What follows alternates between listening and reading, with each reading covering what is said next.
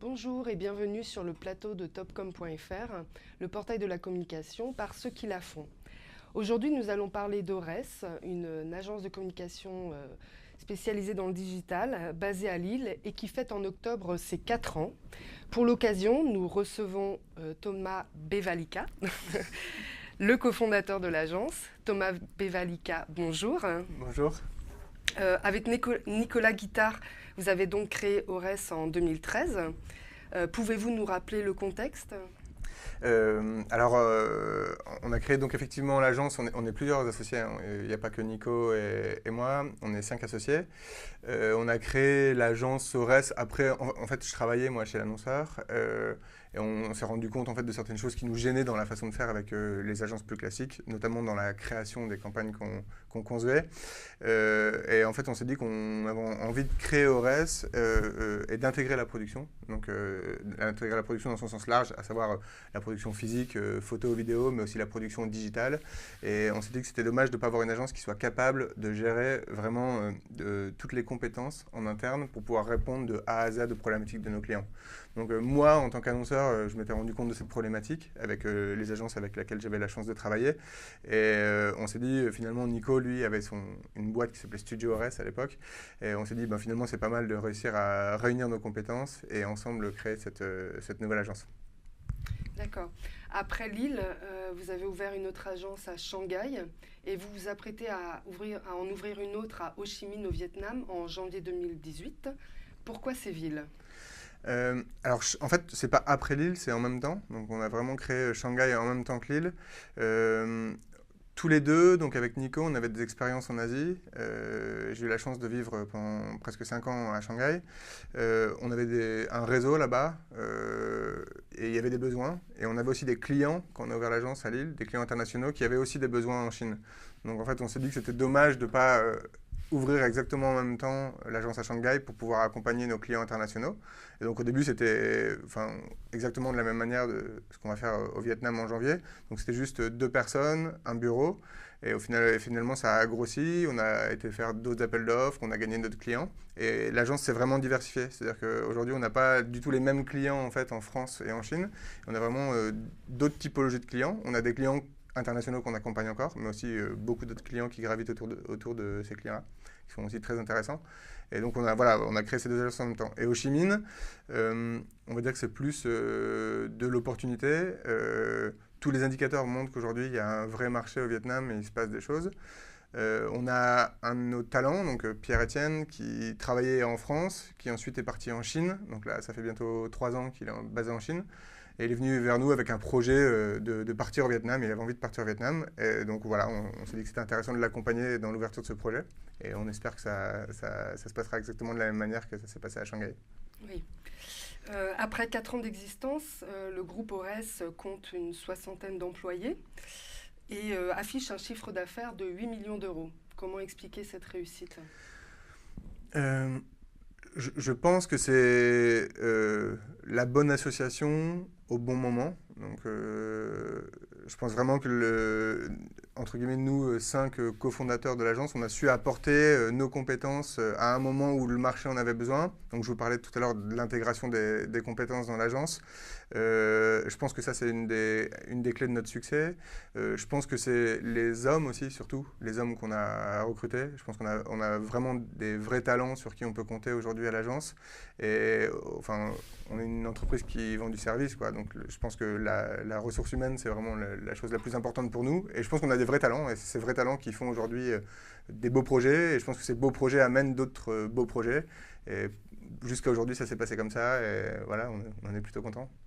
D'ailleurs, nous allons voir un de vos beaux projets dans quelques secondes. L'un de vos principaux clients est Decathlon. Vous venez d'ailleurs de réaliser un petit film pour la marque et nous allons le regarder maintenant. Free the game!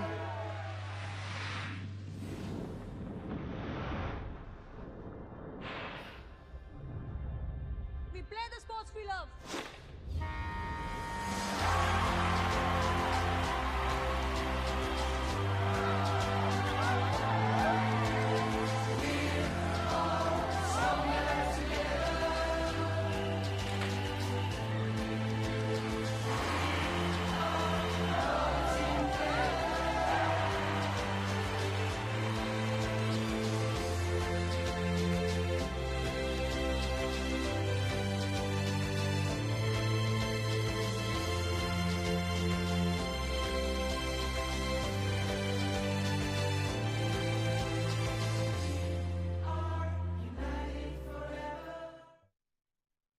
Alors ce petit film intitulé Who We Are fait normalement 6 minutes.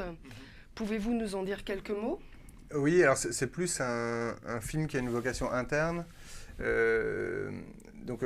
Decathlon, on travaille pour différents secteurs, on va dire. On travaille beaucoup pour les marques de Decathlon. Donc, un de nos gros clients, notamment Quechua, Oxelo et encore d'autres marques, Kipsta par exemple, avec qui on travaille, qui doit être en télé en ce moment sur une pub.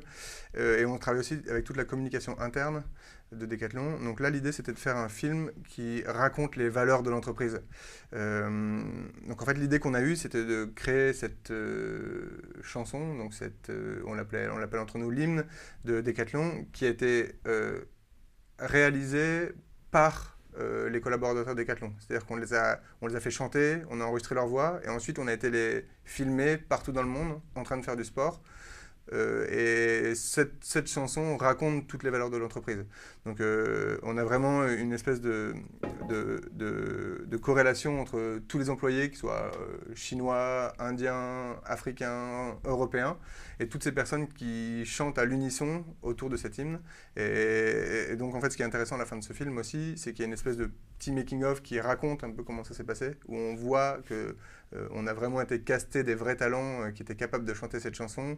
On voit aussi des personnes qui n'avaient jamais fait de tournage de leur vie, et c'était aussi un peu compliqué parce qu'on a mis devant des caméras des personnes qui n'avaient jamais fait ça de leur vie. On leur a demandé de jouer un rôle presque, parce qu'il y a un petit peu d'acting au début du film. Donc c'était pas hyper simple. Et je pense que c'était une vraie expérience positive. C'est un film qui a eu un bel écho en interne chez Decathlon, et encore plus à l'international, parce qu'ils se sont fiers de représenter ce film. Et désormais, comment voyez-vous l'avenir du groupe Aurès? On n'a que 4 ans, donc c'est assez difficile. Effectivement, l'international nous intéresse beaucoup, mais on a aussi tous nos bureaux qui existent déjà, et on a envie de continuer sur la lancée qu'on a pris depuis 4 ans, continuer à avoir des beaux projets, des beaux clients. Ça, c'est vraiment le plus important pour nous, faire des projets dont on est fier, faire des projets dont tous les membres d'Aurès sont fiers, avoir des vraies relations avec nos clients. Je pense qu'aujourd'hui, on a la chance d'avoir des clients avec lesquels on a des belles relations, on travaille ensemble, quoi. On n'est pas juste un prestataire de service.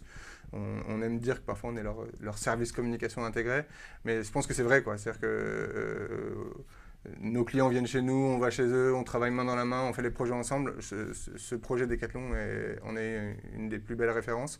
Donc continuer à prospérer dans ces bureaux-là, ouvrir des bureaux à l'étranger. Donc le Vietnam on a un vrai espoir sur le bureau du Vietnam. On a aussi envie d'ouvrir un nouveau bureau au Brésil, pourquoi pas. Donc voilà, l'international, c'est sûr que c'est quelque chose qui nous intéresse beaucoup, et continuer à faire des jolis projets.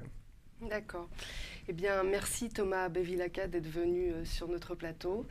À bientôt sur le plateau de topcom.fr.